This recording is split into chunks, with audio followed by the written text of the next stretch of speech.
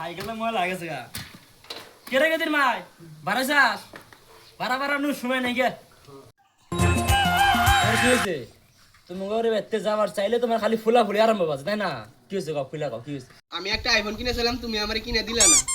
তুমি দেখো না বোঝো না আমার ইনকাম নাই তোমারে কইছে কিনা দেবো মানে কিনা দেবো একটু দেরি করো তোমার কি কিনা আলাদা না তো খালি আমার আশা দিয়ে রাখবা আইফোন তো কিনেই দিবে না আর বান্দির মতো খালি খাড়াই